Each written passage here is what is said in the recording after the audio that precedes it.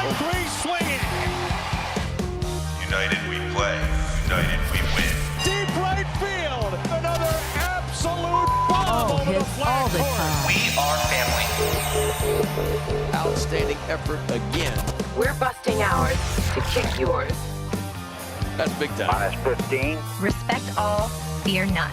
Oh, did he belt that one? Intensity is not a perfume. It was a no-doubter. 5, 4, 3, 2, 1.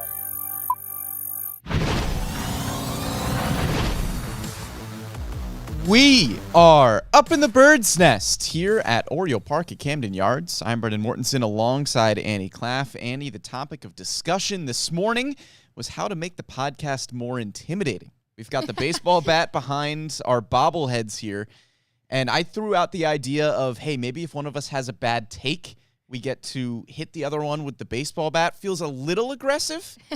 You had the idea of maybe just menacingly pointing it towards the camera for the haters that you have. You know, I think there's a lot of ideas thrown around, and, you know, I think we're getting somewhere with it. The discussions that we have leading up to 11 a.m. on a Wednesday, roughly 11 a.m. on a Wednesday, are very interesting. I forget how long ago we were talking about BLTs. Now we're talking about hitting people with a bat. And it usually happens at about 10:55. Yes. It's usually we're trying to get our energy levels back. The Orioles are out west in Seattle, late game last night. So it's usually we're trying to get into the flow of things. And today, for some reason, it was let's pick up a baseball bat and see where that leads us. I know. And it's annoying, too, because it's, like, hidden behind our For the record, bobblehead. it's a plastic bat. Yes. We are not talking about hitting each other with either a wood bat or an aluminum bat. No, but we should bring an aluminum bat on, and then I can really take the haters on. There you go. That's going to intimidate the haters. Yeah, take that, hater. They'll be careful about their next comment when they see Annie Claff with a baseball bat at the beginning of the bird's nest. Not exactly the friendly, welcoming vibe that we want to put out there, I don't think. But neither is my bobblehead. I like to think That's so, true. but Brendan thinks that my bobblehead is a menace in itself. So That's because it is. Well, she's perfect. She's leading the charge, and the Orioles have now won 4 in a row. So that is true. She's a good sign. That could be. I'm not going to say that it's the reason that the Orioles have turned things around, but there's no conclusive evidence to say that it's not. Yeah, that's true. Who knows? But that is our topic of discussion today. The Orioles have won 4 games in a row, which is somehow the longest active winning streak in baseball at 4 games. But, hey, Baltimore will take it. Yeah. They have won 7 of their last 9 games, and all of a sudden, things are feeling a little bit better in Birdland. So we're going to talk about why that is happening and how the Orioles can ultimately, hopefully make the playoffs towards the end of this year. If that is still a realistic goal, if they haven't dug themselves too big of a hole here, the clubhouse and the front office clearly believe that they have not. So let's start with just the winning streak itself. Like I said, the Orioles have won 7 of their last 9. They win last night in Seattle against a really good starting pitcher in George Kirby, who, by the way, we are thinking about George Kirby after taking a liner from Ramon Arias to the jaw face area. He was removed from that game after 5 innings, went straight into the clubhouse. So thinking of him, scary situation there. But the Orioles still get the win last night. Kirby is a really good pitcher, and they get 8 hits off of him. The offense hasn't been outstanding as of late. They've been doing enough. They sweep the White Sox, which you needed to do over the weekend. You took one from the Cardinals, split with the Red Sox. And then coming up this weekend, you have a series in Sacramento against the Athletics, a team that has lost 8 games in a row at this point, and they are 15, 16 games under 500. So things are looking up for the Orioles at this point. Yeah, definitely a positive shift, and especially when it comes after our podcast topic last week, where it was, okay, they're at this point in the season, plenty of games under 500. What kind of routes and avenues can the Orioles still make a successful season out of this? And it seems as if they have answered that question for us a little bit. There is still some hope to make the playoffs. There's still, It seems unlikely as of right now, but weirder things have happened in sports, and it's still a chance. I also did read in an MLB.com article that George Kirby said apparently it did not honestly hurt. So that is a good sign for him. I don't know how that does How does that not hurt? He said it hit like 50-50 his hand and his chin, like mouth area. So honestly, a tank if that does not hurt. But good for him. I'm glad that things are okay so far for him. That's a trooper. Right. I don't know if like I have James ever McCann. been tough enough to get in front of a camera and go, yeah, 105 to the face didn't really hurt. Yeah. It's fine. Good for him. Just like James McCann. Just like James McCann. Yeah, that rocks. But like you said, still, sure, maybe unlikely that the Orioles are able to make a playoff push here. But again, we have not seen this three-team wild card format for very long here. So when you talk about, hey, there's not a ton of historical precedent for the Orioles to make the playoffs based on how they started the season, there's just not a lot of historical precedent for this playoff format in general. So we don't have a ton of information to work with to say just how big of a hole has a team been able to start with to turn around and make the playoffs. But it's an interesting kind of feeling because I don't think anybody is entirely shocked that the Orioles have gone on this little bit of a run here where they're starting to feel better. The more shocking thing was the beginning of the season when the Orioles just were not playing good baseball because they were too talented of a team to keep playing the way that they were playing. And it's not shocking to me that they've won 7 of 9. It's a talented lineup. They have good enough starting pitching. The bullpen has been solid. You have breakout performances from guys like Ryan O'Hearn, Jackson Holliday, Brian Baker. There are plenty of contributors on this team where if Gunnar Henderson, Adley Rutschman, you get a healthy Colton Cowser back, the kind of core pieces start to turn things around and get healthy. Supplement them with the guys who have really had breakout seasons here. It's not shocking that they're winning this many games. The shocking thing was how poorly they started. Yeah, you're 100% right. I mean, sweeping the series against the White Sox was expected. That needed to happen. What the shocking and surprising part so far was how poorly they did in May, where several of those series should have been series wins or series sweeps. So you're right. It's not shocking that the Orioles have won 4 of their last 4 games in a row now. That's kind of what you needed from them from the very beginning of the season. And when you get the start of 2025, it just seems a little bit more surprising, like, oh, okay, they can actually come out of this just when you look at the start of 2025. But with the raw talent that's there, the guys that are coming back, Colton Cowser, who we're going to talk about, his return, it just makes sense that they're finally feeling the mojo and trying to come back a little bit here. Yeah, and this is what the guys in the clubhouse have talked about a lot. You just needed one little run to get the rhythm going, get the momentum going a little bit, get guys in the clubhouse believing, okay, we can turn this thing around and we can play good baseball the rest of the way. You just needed one stretch like this. And it wouldn't surprise me at all if this is something that propels the Orioles to a lot more wins going forward. But you mentioned Colton Cowser, and I want to talk about him because I don't think we talked about his absence enough. Yeah. And I would lump Jordan Westburg into that category too. I think there's a bad habit, especially with how injury-ridden the Orioles have been over the last year and a half or so. I think there's a bad habit of a major injury happening and just chalking it up to, here we go again. There's another important piece out. The Orioles just can't find their footing with getting healthy, and it kind of doesn't leave enough room for discussion and nuance about the individual injuries that are happening because so many pile up, and there are still a ton of injuries. Make no mistake. You are still missing Jordan Westburg, Cedric Mullins, Ryan Mountcastle, Tyler O'Neill. There are still plenty of important pieces out at this point. But I think at the beginning of the season, when Colton Cowser goes down, and to an extent when Jordan Westburg went down, because Brandon Hyde had talked about it previously where Westy could barely walk into the locker room in that 4th game of the season in Toronto, tried to fight through it. So you've kind of been without Colton Cowser and Jordan Westburg really since the opening week of the season, having them fully healthy. Colton Cowser is somebody that both of us thought could make an all-star appearance this year because he is a 5-tool player, ultra athletic, who gives you elite defense in a corner outfield, solid defense in center field, and can hit 25-plus home runs and steal 20-plus bases. And Colton Cowser goes down at the beginning of the season, and there were just so many other things going on that you were like, man, Colton Cowser's hurt. Jordan Westbrook's the same way. That was an all-star last year. And these two guys have been out of the lineup for a majority of the season, and I don't think we gave it enough attention to say, hey, they're missing two all-star caliber players. Maybe that has a big reason.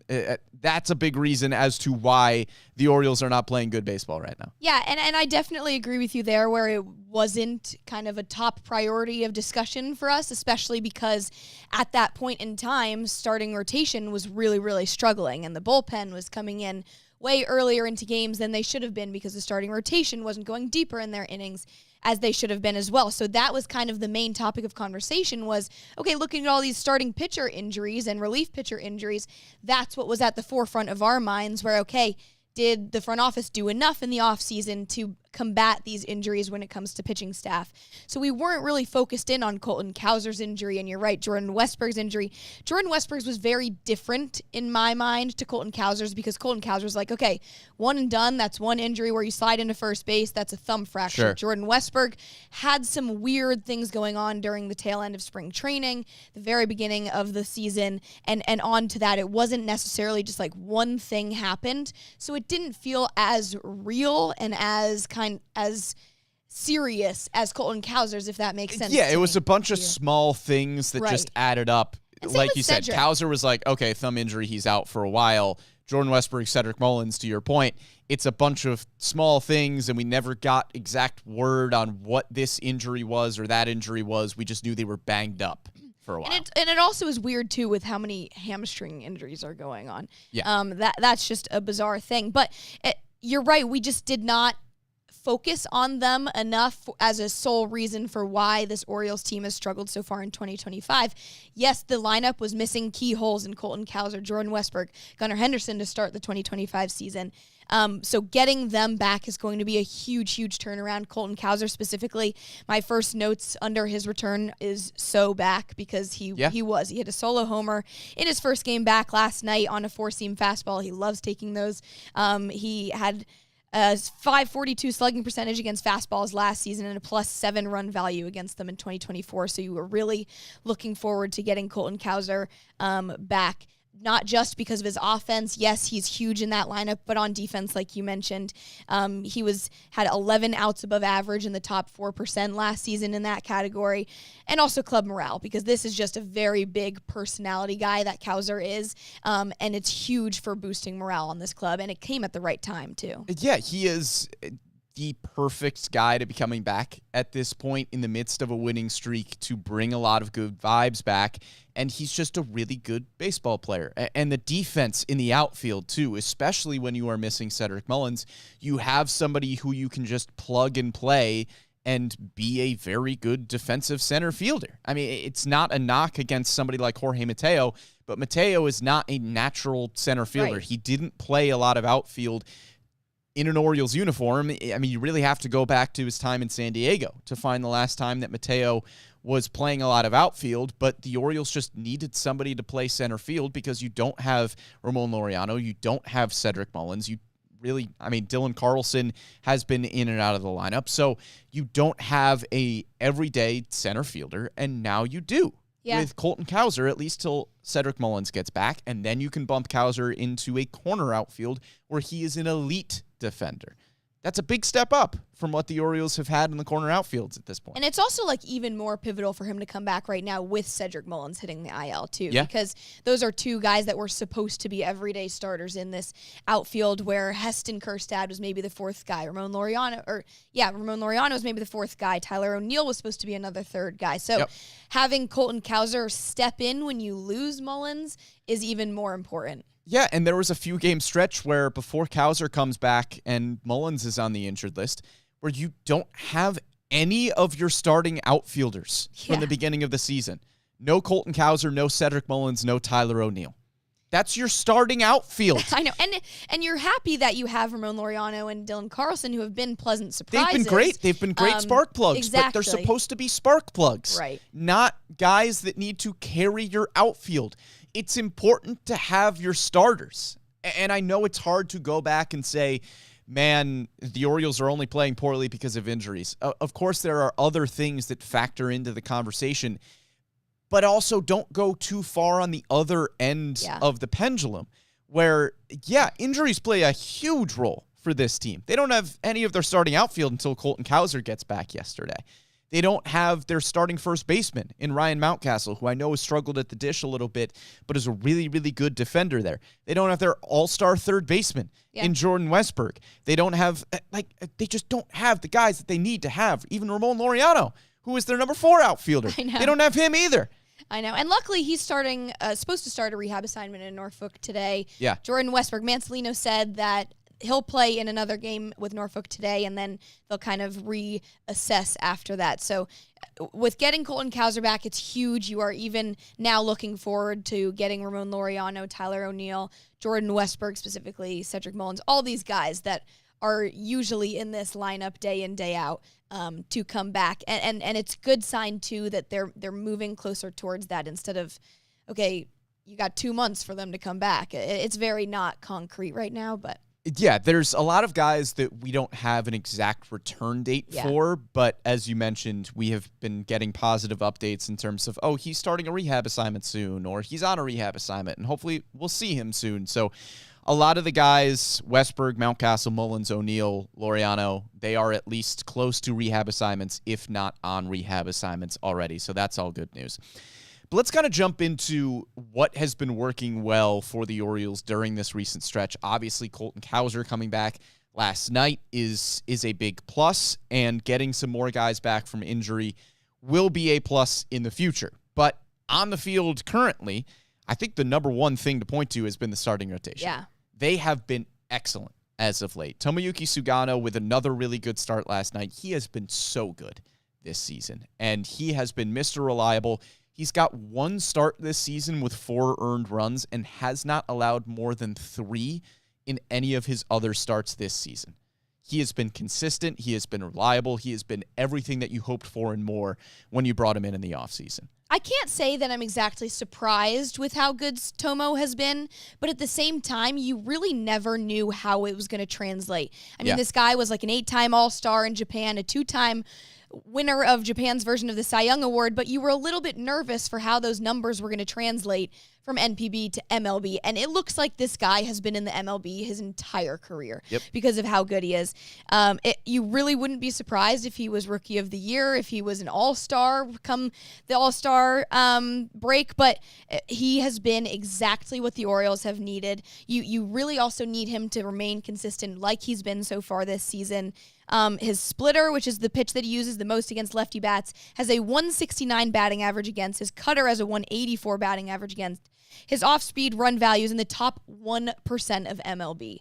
This guy is no joke. He is really, really good. Yeah, we know the stuff was good, and we knew the location was excellent, but like you said, you just never know how it translates to Major League Baseball when you have spent your entire career somewhere else, and he has been unbelievable. I mean, I'm a little surprised. I thought Tomo was going to come in and be solid and consistent and probably not have too many blow-up starts, right? He was going to give you good location, like I mentioned, good command, but didn't know if he was going to be this good. Yeah, that's true. I mean, it's an ERA just over 3. I think I was kind of expecting, okay, if it's an ERA in the mid-3s, you feel pretty good about that, but the ERA at this point, just over 3, and he has been unbelievable. Zach Eflin had 2 rough starts, but he has been really, really good outside of that. And even in those 2 rough starts, there's the outing against Boston, which was really weird, where he gives up 2 home runs really early, but it's in the pouring rain, and it looked like nobody was even sure if they were going to play baseball or if he was going to throw a pitch. So I throw that start out in Boston a little bit. I kind of put that one to the side, but outside of those 2 outings, he has been really, really good. How about Dean Kramer? Yeah. A 2.72 ERA in 6 starts in the month of May. He only allowed 3 home runs, whereas in April he had allowed 6 home runs in 5 starts. I know we talked about Kramer and how he is a notorious slow starter to begin the season, and unfortunately it coincided with the rest of this team starting slow, but Kramer's turnaround has been really, really good too. Yeah, and when you go back to Eflin, he and Tomoyuki Sugano have a combined 7.6% walk rate. Just That's absolutely ridiculous. elite. Yeah. But Kramer, you're right. He had 2 rough starts in the month of May. He has traditionally had better Mays than March and April. But 2 rough starts in May. The other 4 have been phenomenal. His ERA has dropped from an 8.16 through his first 3 starts of the year to a 4.70 after this last one where he went 6 innings with only 1 earned run. So he has also been incredible. You look for some consistency through him. And then, of course, Charlie Morton. Let's hear it for Uncle Charlie. This Charlie guy, Morton. quite Yeah. the turnaround. 2 starts since being inserted back into the rotation. Over 12 innings, 2 earned runs, 12 strikeouts, 3 walks. We saw a lot of good stuff from Morton when he was in the bullpen. And all the credit in the world to him for being a however many year veteran he is in baseball, in his 40s. And to have the team go to him and say, hey, you need a reset. You got to go to the bullpen, figure some things out. We'll use you as a long man. And he took it in stride and obviously worked on the things that he needed to work on. He has been able to get the curveball back, which we have talked about a lot, is his go-to pitch. It makes Charlie Morton go.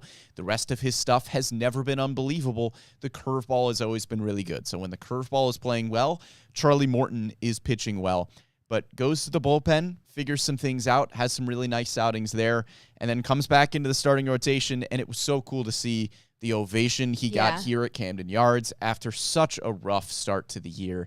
He was so open about it and candid about it that he was not pitching the way he wanted to pitch, and probably one of the coolest stories of this Orioles recent stretch here has been Morton's success. Just so good to see for that guy. Yeah, it is an incredible story to see just him flipping the script of what it was to begin the season as an Oriole, and how he started out in an Oriole uniform with how poorly it went. And you think about how rough his beginning was, and how candid he was in media opportunities, how he joined the fans in beating himself up to this. And just 2 straight quality starts coming off of his longest start of the season, against the White Sox on Sunday with 6 2/3 innings with 0 earned runs.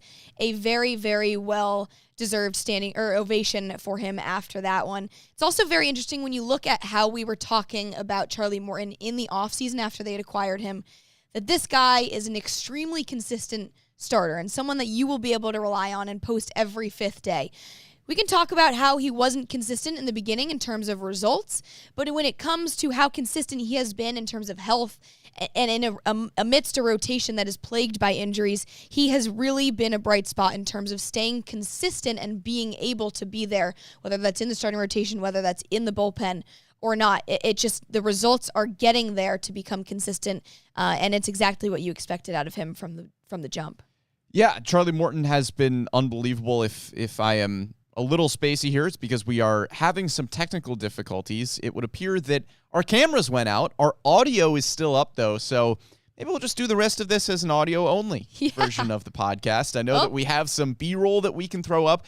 For whatever reason, we do not have cameras, so this is going to be a mostly audio podcast the rest of the way here, so hopefully stick with us if you're following along with us live on YouTube. But yeah, Charlie Morton, as you mentioned, worked on a lot of things in the bullpen, comes back, puts together just some excellent starts here for the Orioles, and that's been really, really cool to see.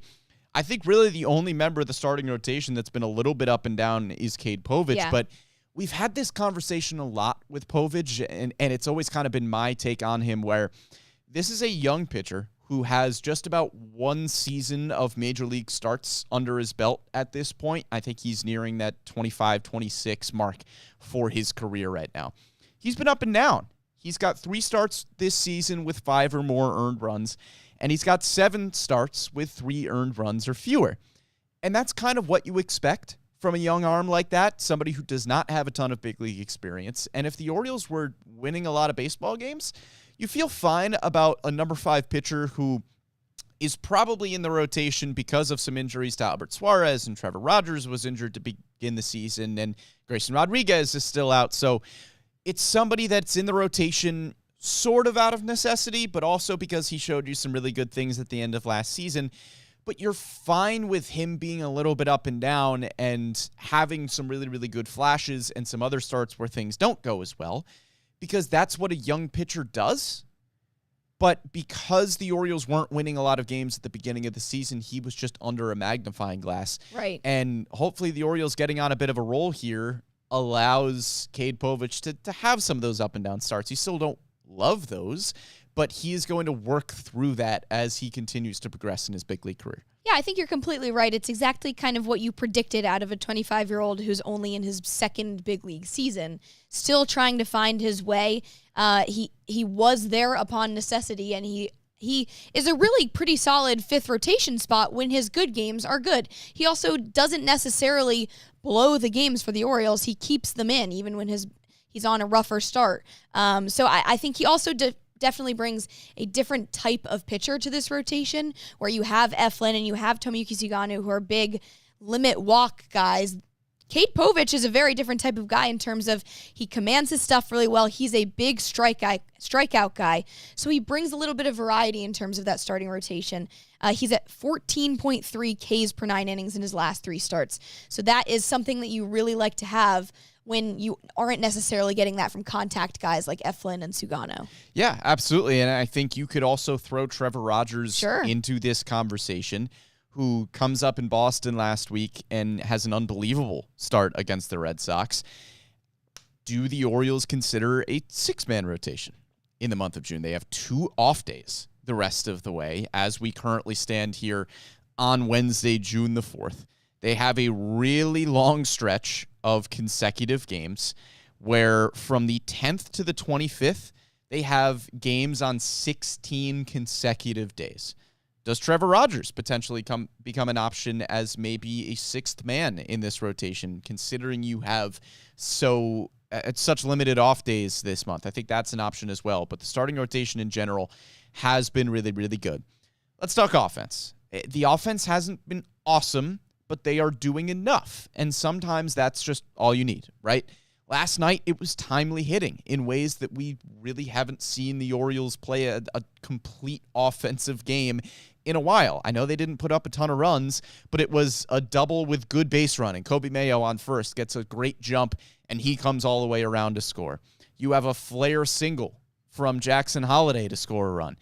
It's just the little things that they did last night that we haven't seen from them in a bit, but it's also being led by Ryan O'Hearn, who has just been so good. I mean, entering last night in his 10 previous games, it was a .475 batting average, a .1233 OPS with 2 homers and 3 doubles. Good. Yeah, good. His StatCast page is ridiculous. Hilarious. It is also something you didn't necessarily expect out of him coming into this season. And you are really, really happy that you're getting this offensive production out of him. He's in the top 8% for launch angle sweet spot rate. He's plus 10 run value against fastballs. That's tied for 3rd best in the MLB for all pitch types. He also played really well on defense last night at first base, which is huge when you lose someone like Ryan Mountcastle to the IL. Kobe Mayo still hasn't proved himself on both sides of the ball yet. So it was incredible to see him play really, really well at first base last night on defense, and also just how he has been playing on offense completely throughout the season. Yeah, you mentioned the StatCast page. He is in the 90th percentile or better in expected WOBA, which is weighted on base average, just measuring how you are getting on base and how often. He's in the 99th percentile for expected batting average, 89th percentile in expected slugging, so just outside of that 90th percentile or better. He's also there in hard hit rate and launch angle sweet spot rate, as you mentioned. Yes, the numbers are really, really good. All of the metrics are also unbelievable. And he's been a solid defender. He's been decent enough in the corner outfield. He's been showing a lot of improvement at first base. He's just doing everything for this team at this point, and he has really been the catalyst. Speaking of a catalyst, Jackson Holliday has been really good as well. He has been very solid out of the leadoff spot. You get Colton Cowser back last night, as we mentioned. He has a solo home run.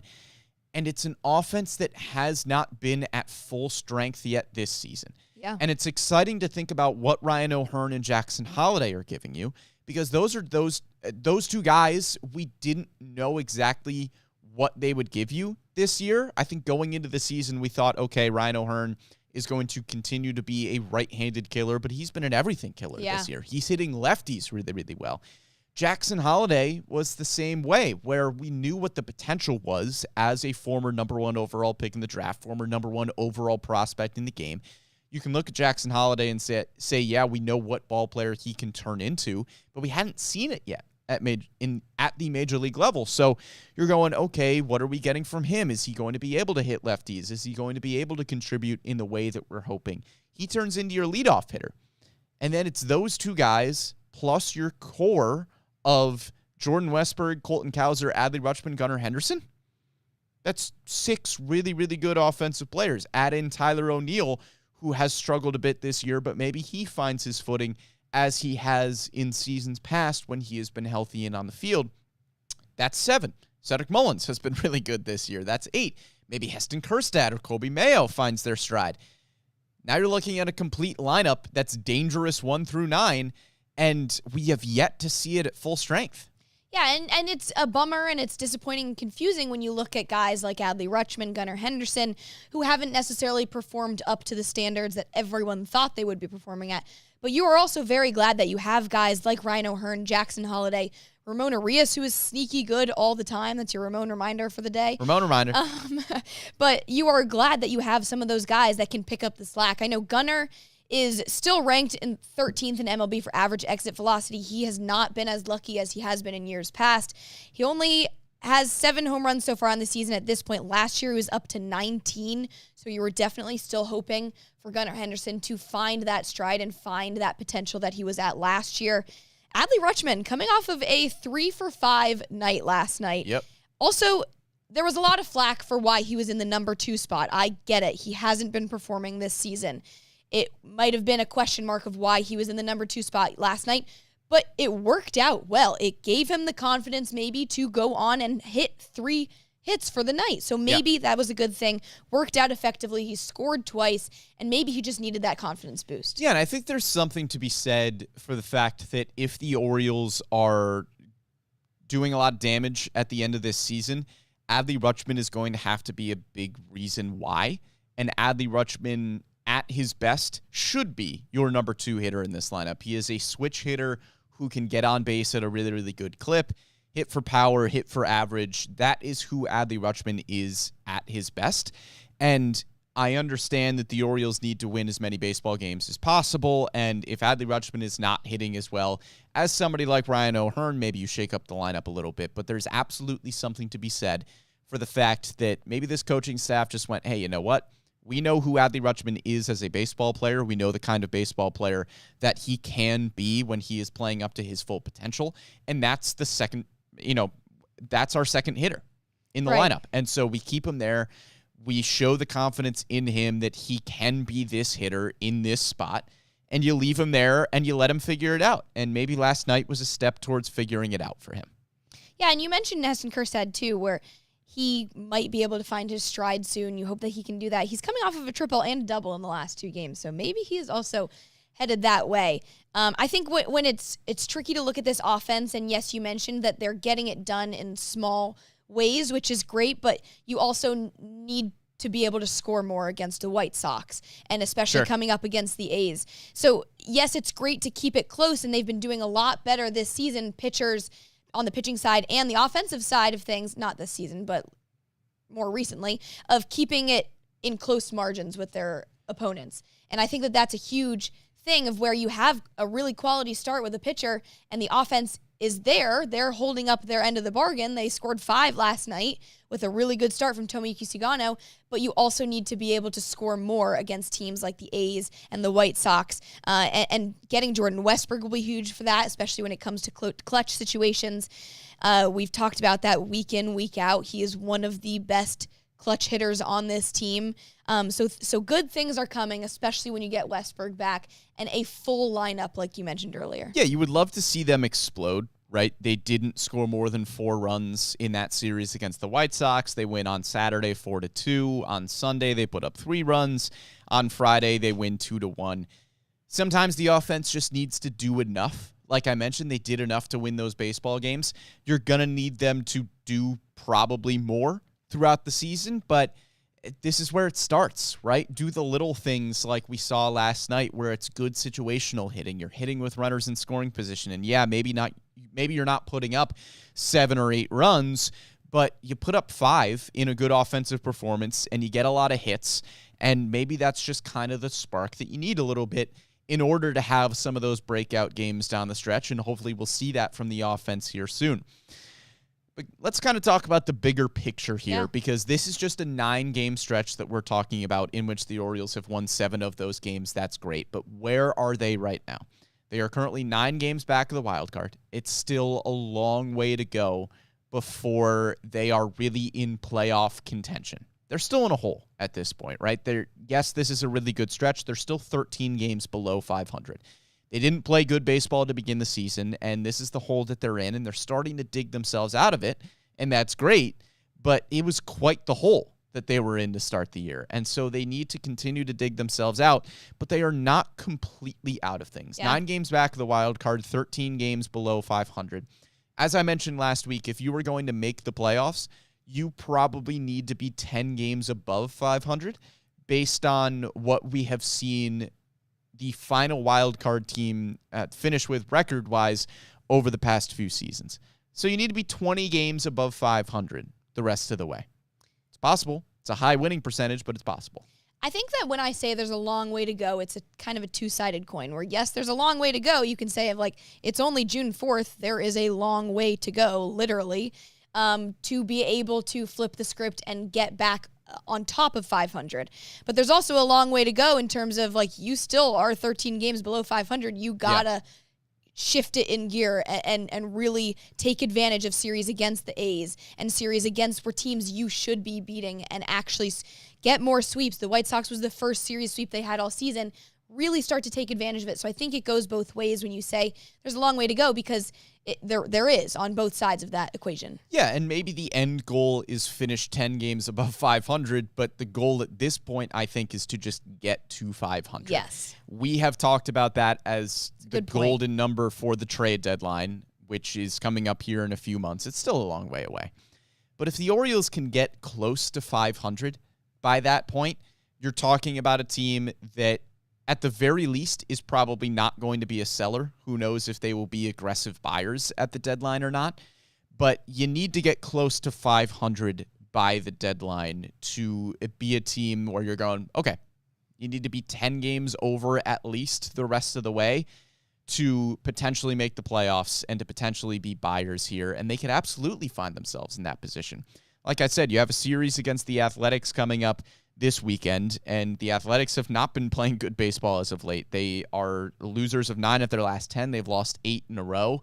That's another team similar to the White Sox where you're looking at them on the schedule and going, okay, you need 2 or 3. Hopefully you sweep that kind of series. And that's the kind of momentum that you need to keep building on, because after that, you've got the Detroit Tigers. You've got, some close, tough division series against the Rays, against the Yankees. So you need to be able to take advantage of a series like this coming up. Last night's a really good start, though, because the Seattle Mariners came into that game leading the AL West. They are currently a half game back of the Astros after losing that game to the Orioles last night.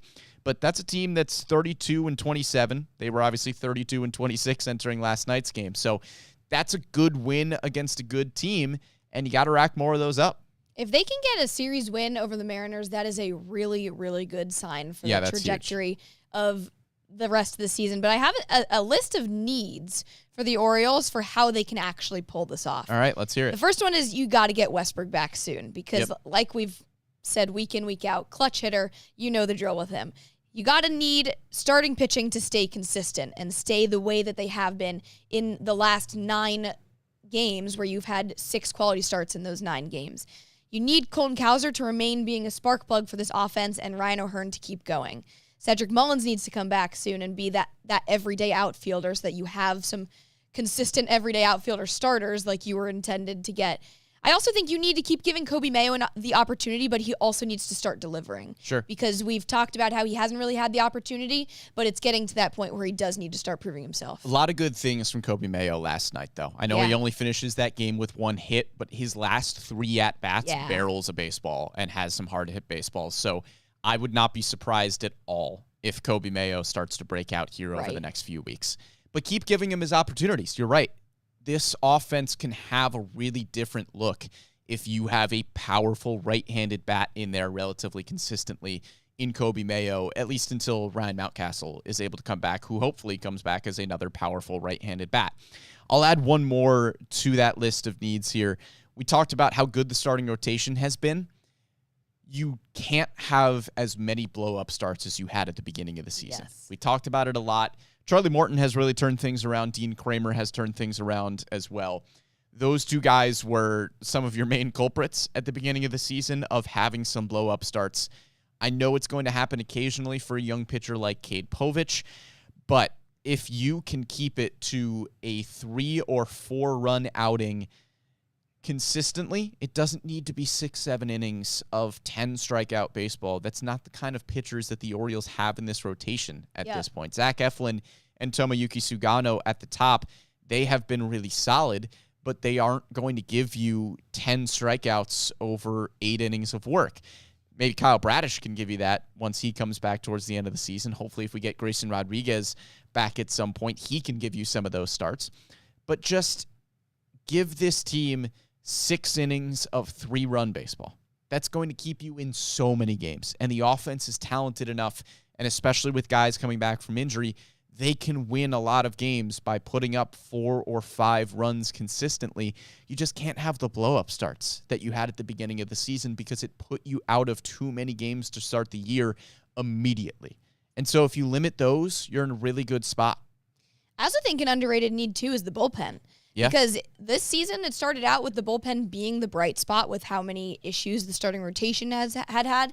But then because they were getting so taxed and everything, and Felix Bautista wasn't necessarily his best self after coming back from Tommy John surgery, you really got to have some clean outings from relievers. Andrew Kittredge is in a really positive spot right now, making 5 outings since coming back from the IL and only 1 earned run. Brian Baker has been phenomenal. He had 1 kind of uncharacteristic outing recently. Felix Bautista and Brian Baker yesterday both combined for 2 scoreless outings after Sugano. So that was a really holistic win yesterday in Seattle. But you really also, if you follow up a quality start from starting pitching, it has to be followed up with, yes, some really good offense backed up, but also followed up with some really strong relief appearances. Yeah, so basically what we're saying is the starting Play rotation good. needs to be good, the offense needs to be Yes. good, and the bullpen needs to be good. Yeah, but Problem solved. it sounds simple, right? But there are just the small things that the Orioles didn't do at the beginning of this season that they are capable of doing. And that kind of brings me back to the point that I made at the beginning of this podcast, which was it's shocking that the Orioles started the season the way that they did. And it's not that shocking that they are now turning things around and winning baseball games. And they are going to continue to hopefully do that once guys come back from injury. It is going to be a better, more talented team when the immense amount of guys on the injured list come back and hopefully start playing good baseball. But the vibes, too, are just better. We have heard it from players in the clubhouse where a little bit more of a consistent lineup has helped guys find their rhythm a little bit, where, you have the fire from some guys too. Ryan O'Hearn, Brian Baker, you see those guys just fired up on a consistent basis. Loved it from Kobe Mayo over the weekend too. Why not get a little juice injected, trying to make something happen? Sure. People were calling him a hothead. They said the same thing when Heston Kjerstad had the benches cleared against the Yankees. That is what you need. Get fiery. You get angry. need to be angry in order to have a hot streak like this. Is be able to get angry and use it to your advantage. Yeah, but the rhythm has been great. The fire has been great, and here come the Orioles. They are capable of doing this. Everybody in the clubhouse believes it. Everybody in the front office believes it. They are too talented of a team to just stay in the hole that they dug themselves at the beginning of this year. They can come out of this thing. And, who knows if it results in a playoff appearance or if it's just better baseball down the stretch. But they're playing better baseball right now. And it was kind of at a do or die point where the hole could not get any deeper for this team, and they're still single-digit games back in the wild card games back column at this point. They are 9 games back of the final wild card spot. That's doable. You can make up 9 games throughout the course of the rest of the season. We just started June. There's a lot of baseball left, and you can make up a deficit like that. Yeah, and just hold on to the momentum. Tomoyuki Sugano said yesterday when he was asked how the morale was, and he was like, it feels great, especially with getting Colton Cowser back. I think baseball is an underrated sport when it comes to being a momentum sport. I mean, that's why they call it getting hot and not. So I think that you really have to hold on to this momentum, start to get guys back. It's only a matter of time, too, before Grayson Rodriguez, Kyle Bradish come back. Tyler Wells, some other big names on the starting rotation front.